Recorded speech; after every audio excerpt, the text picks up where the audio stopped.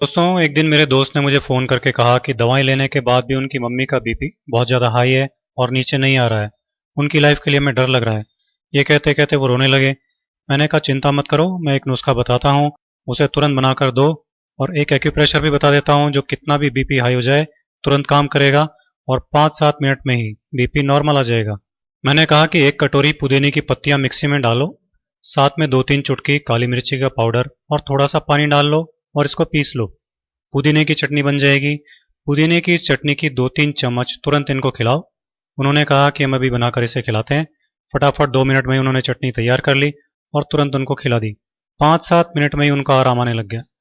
तब वो मुझसे कहने लगे कि पुदीने की चटनी कभी कभी हम खाते हैं, पर ये इतनी ज़बरदस्त दवा है हमको मालूम नहीं था। मैंने कहा कि ये घरेलू नुस्खे बहुत तेज़ी से काम करते हैं और बनाने और यूज़ करने में भी बहुत आसान होते हैं, लेकिन बस हमको इनके बारे में मालूम नहीं होता। नेचुरोपैथी और आयुर्वेद में इसको बहुत ऊंचा स्थान दिया गया है।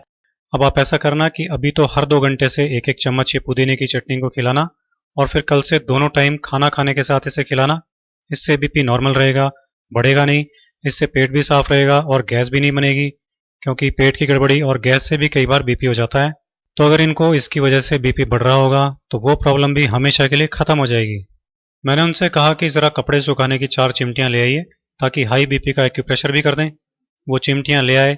मैंने एक चिमटी उनके बाएं हाथ की बीच की उंगली में लगा दी और दूसरी चिमटी उसी हाथ की सबसे छोटी उंगली में लगा दी। इसी तरह से तीसरी चिमटी उनके दाएं हाथ की बीच की उंगली में लगा दी और चौथी चिमटी दाएं हाथ की सबसे छोटी उंगली में इस तरह से लगा दी। मैंने उनसे कहा कि जैसे ही आपको अनईजी लगने लगे तो आप बता देना, इनको उतार देंगे। 5 मिनट बाद ही उन्होंने कहा कि अनईजी लग रहा है। तब मैंने उन चिमटियों को उतार दिया और फिर बीपी नापा तो बीपी नॉर्मल था। सब लोग ये देखकर चकित रह गए। मैंने कहा कभी भी ऐसी बात हो तो इसे तुरंत कर डालना और इसे रोजाना दिन में एक बार इसी तरह से करना। बीपी हमेशा नॉर्मल बना रहेगा, जान का खतरा भी नहीं रहेगा। सबकी आंखों में आंसू थे, लेकिन वो खुशी के आंसू थे, क्योंकि उनकी माँ की जान अब खतरे से बाहर थी।